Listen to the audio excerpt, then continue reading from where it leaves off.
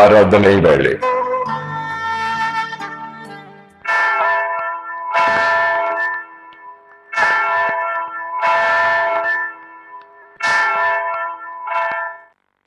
இறைமகன் இயேசு கிறிஸ்துவின் இணையற்ற நாமத்தில் இந்த ஆராதனை வேளை சிறப்பு நிகழ்ச்சிக்கு உங்கள் யாவரையும் வாழ்த்தி வரவேற்கிறோம். ஆண்டவருடைய பரிசுத்த நாமத்திற்கு ஸ்தோத்திரம். கர்த்தர் நல்லவர், அவர் கிருபை என்றும் உள்ளது. என்னுடைய பெயர் விஜயகுமார். என்னுடைய மனைவியின் பெயர் ராணி நிர்மலா தேவி. எனக்கு ஒரு மகன் சாமுல் சந்தோஷ். என்னுடைய தாயார் தகப்பனாருக்கு நாங்கள் 6 பிள்ளைகள். என்னுடன் பிறந்தவர்கள் மொத்தம் 5 பேர். இப்படியாக நாங்கள் என்னுடைய 2 வயதிலே கேரளா மாநிலத்தை விட்டு, நான் கேரளா, என்னுடைய பூர்வீகம் கேரளா விட்டு 2 வயதிலே நாங்கள் திருச்சிக்கு வந்து அந்த தரங்கை வாசத்திலே உள்ள பள்ளியிலே என்னை படிக்க வைத்தார்கள். சில ஞான பெற்றோர் என்னை ஞானஸ்தானத்தின் மூலமாக கிறிஸ்துவுக்குள் இணைத்து அந்த பள்ளியிலே நான் 6ஆம் வகுப்பு வரை படித்து விட்டு, சூழ்நிலை காரணமாக மதுரை சால்வேஷன் சர்ச்சில் என்னுடைய தகப்பனாருடைய பணி நிமித்தமாக நான் இங்கே வர வேண்டிய சூழ்நிலை ஏற்பட்டது. இங்கு 7ஆம் வகுப்பு முதல் 10ஆம் வகுப்பு வரை நான் படித்து, அதற்கு மேல் எனக்கு படிக்க வசதி இல்லாத காரணத்தினால் பணிக்கு செல்ல வேண்டிய கட்டாயம் ஏற்பட்டது.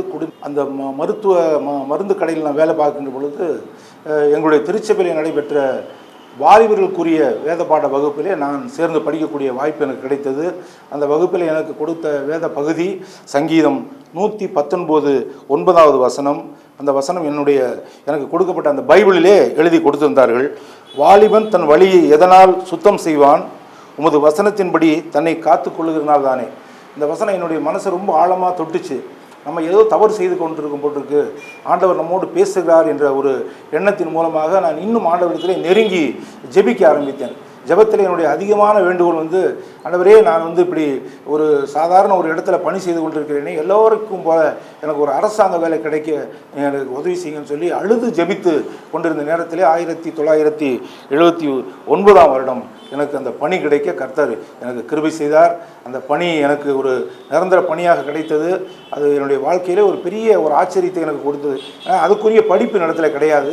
நான் சேர்ந்த பணிக்கும் நான் படித்ததுக்கும் அதிக வித்தியாசங்கள் உண்டு. இருப்பினும் கர்த்தர் எனக்கு கொடுத்த பணியை நான் மிகவும் ஜாக்கிரதையாக செய்ய வேண்டும்.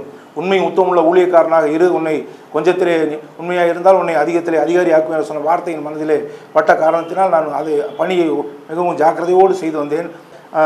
என்னுடைய வேலை கிடைத்ததன் காரணமாக நான் ஆண்டவரிடத்திலே அடுத்து நான் வேண்டிக் கொண்டது, ஒரு நல்ல திருமணம் நடக்க வேண்டும்.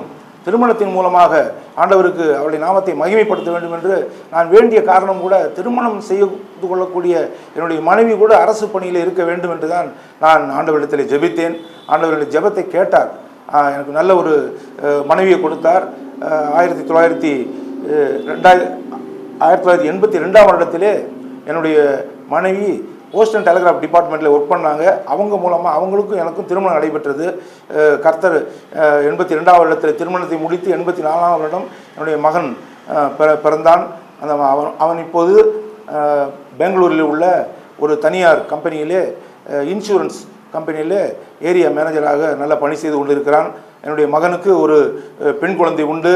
32 ஆண்டுகள் அந்த பணியிலே நான் பணி செய்து ஓய்வு பெற்ற பின்னர் ஊழிய பாதைக்கு செல்ல வேண்டும் என்ற எண்ணம் எனக்கு ஏற்பட்டது. எனக்கு ஊழியத்தை பற்றி அவ்வளவு தெரியாது. ஆலயத்தில் உள்ள பாடகர் குழுவில் இருப்பதன் மூலமாகவும் பிரசங்கத்தை கேட்பதன் மூலமாகவும் தான் எனக்கு தெரியும். தவிர ஊழியத்தை மற்றவர்களுக்கு எப்படி சொல்வது என்று தெரியாது.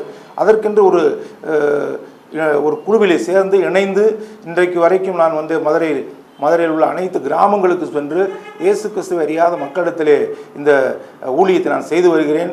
கர்த்தர் என்னை இம்மட்டுமாக ஆசீர்வதித்து வழிநடத்தி வந்திருக்கிறார். கர்த்தர் என்னுடைய குடும்பத்தை மிகவும் அருமையாக ஆசீர்வதித்து வழிநடத்தி வந்திருக்கிறார்.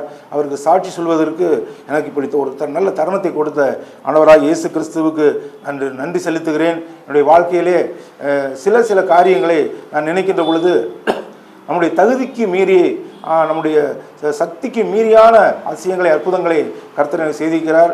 நான் நினைத்து கூட பார்க்கவில்லை இப்படி எனக்கு நல்ல பணி கிடைக்கும், நல்ல மனைவி கிடைக்கும், நல்ல குடும்பம் கிடைக்கும்.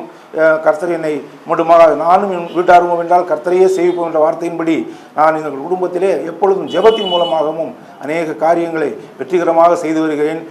என்னுடைய இந்த சாட்சியின் மூலமாக என்னுடைய சாட்சியை கேட்டுக்கொண்டிருக்கிற ஒவ்வொரு மக்களுக்கும் நான் சொல்வது என்னவென்றால், ஆண்டவரிடத்திலே நெருங்கி வாருங்கள், ஆண்டவரிடத்திலே ஜெபியுங்கள். நிச்சயமாக உங்கள் ஜெபத்திற்கு பதில் தருவார். உடனே கொடுக்கக்கூடிய கர்த்தர் நம்மளுடைய ஜீவனுள்ள தேவன். அநேக காரியங்களிலே நாம் யாரை போய் தேடுவது, யாரிடத்திலே இதுக்குரிய சாட்சியை கொடுப்பது என்று நாம் சிந்தித்துக் கொண்டிருக்கிற நேரத்திலே ஆண்டவராகிய இயேசு கிறிஸ்து ஒருவர் ஜீவனுள்ள தேவன் நம்மோடு எப்பொழுதும் பேசி கொண்டிருக்கிறார், நம்மோடு அவர் உறவாடி கொண்டிருக்கிறார். அவரிடத்திலே சொல்லுகின்ற பொழுது நம்முடைய கஷ்டங்கள் துயரங்கள் எல்லாம் நீங்கிவிடும் என்பதிலே எந்த ஐயமும் இல்லை. எங்களை அதிகமாய் நேசிக்கிற நல்ல பிதாவே, இந்த நல்ல நாளுக்காக, இந்த நல்ல வேலைக்காக, இந்த ஆசீர்வாதமான சூழ்நிலைக்காக நன்றி செலுத்துகிறேன். ஆண்டவரே, என்னுடைய வாழ்க்கையிலே நீ செய்த ஒவ்வொரு அற்புதங்களுக்காகவும் அதிசயங்களுக்காகவும் நான் என்னத்தை ஈடாக செலுத்துவேன் என்று எனக்கு தெரியவில்லை. ஆயினும் என்னையே உமக்கு காணிக்கையாக கொடுத்திருக்கிறேன். ஆண்டவரே, நீர் ஏற்றுக்கொள்ளுங்க. இன்னும் என்னுடைய சாட்சியின் மூலமாக அநேக மக்கள் உம்மை அறிந்து கொள்ளவும், உம்முடைய பரலோக ராஜ்யத்திலே வந்து பங்காளர்களாக சேரவும் இப்படிப்பட்ட ஒரு சந்தர்ப்பத்தை நீர் கொடுத்த கிருபைக்காக நன்றி செலுத்துகிறேன்.